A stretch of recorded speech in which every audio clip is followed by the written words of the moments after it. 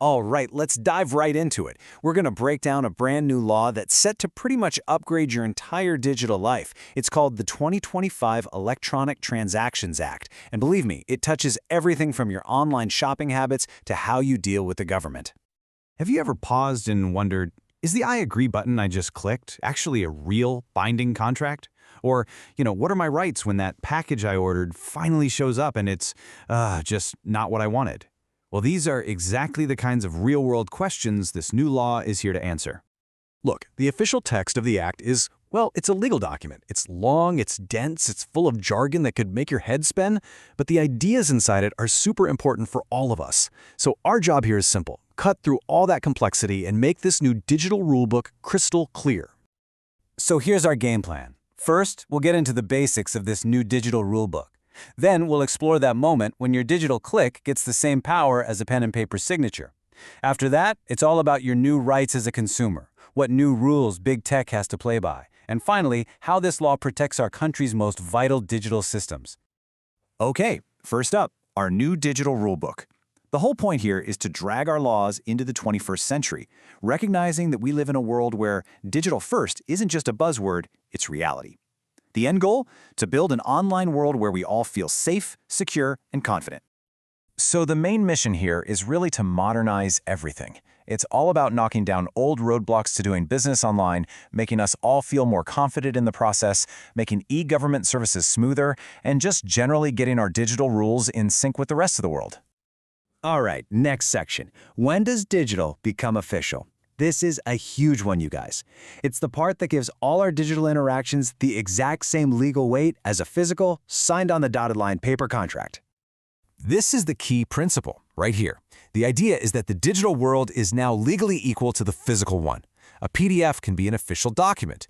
Your e-signature is just as real as your handwriting. And yeah, even that old-school notary stamp has a secure digital version now.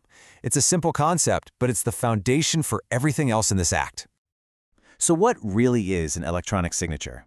It's basically any digital data you use to say, "Yep, I agree to this." That could be your type name at the end of an email, or even just clicking a button. The big takeaway is that if a law says you need a signature, a valid e-signature now officially gets the job done. Now for the part that probably affects our daily lives and our wallets the most, our brand new rights as consumers. This section is packed with practical protections for all of us who shop and use services online. The law is basically saying, no more hiding the important stuff. Online sellers are now legally required to give you all the key info up front. We're talking their real address, the total price with all the hidden fees, a clear return policy, and when you can actually expect your stuff. It puts the power to make a smart choice back in your hands. And this is a biggie. You now have a cooling off period. For most things you buy online, you get a full 14 days from the moment it lands on your doorstep to change your mind and cancel the purchase. No reason needed, no penalty. It's a huge win for consumers. But of course, there are a few exceptions, and they're mostly common sense. This 14-day rule doesn't apply to things like financial services, online auctions, or stuff that perishes, like groceries. It also doesn't cover custom-made items or media you've already opened. So it's really good to know where this awesome right applies and where it doesn't. Okay, so we've covered our rights as users. Now, let's flip the coin and talk about the companies. The Act is rolling out some major new rules for big tech, putting a lot more responsibility on internet providers and those giant online platforms we use every single day. So what happens if you find something that's clearly illegal online? Well, the Act lays out a very clear takedown process. You can send an official notice to the platform, and they are now legally obligated to act fast to either remove it or block access to it. It gives us all a direct tool to help keep the internet a safer space. Now, the Act gives special attention to the biggest players on the field. It creates a new category, a very large online platform, or VLOP for short. We're talking about any platform with 45 million or more active users each month. So, yeah, think of the usual suspects, your major social networks and search engines. Because they're so huge, they have to follow a special set of rules. And here is their first big new job. These massive platforms can't just sit back and react to problems anymore. They are now required to perform risk assessments every year to proactively hunt for systemic risks like the spread of disinformation or organized hate speech. Their second new duty? It's all about transparency.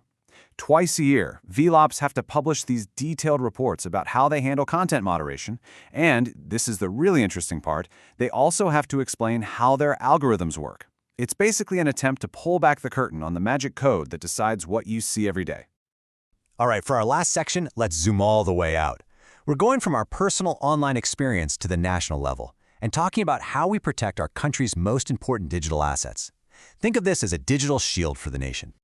The Act introduces this concept of a protected computer. Now, this isn't your laptop at home. This is the digital equivalent of a power plant or an airport. We're talking about the huge computer networks that run our most essential services.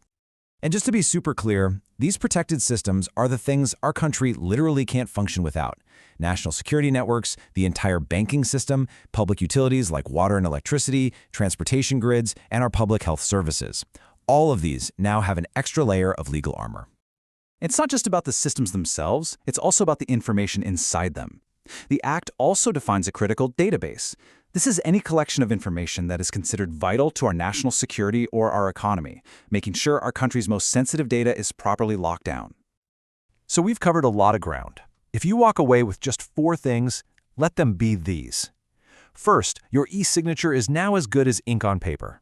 Second, you've got powerful new rights when you shop online, including that 14-day return window. Third, the biggest tech platforms now have a duty to be safer and way more transparent. And finally, our nation's most critical digital infrastructure is more secure than ever. You know, this act is a huge step in the right direction for the internet we use today, but it does leave you with a pretty fascinating question to chew on. As technology continues to evolve at this mind-bending pace, what kind of rules are we going to need for the internet of tomorrow?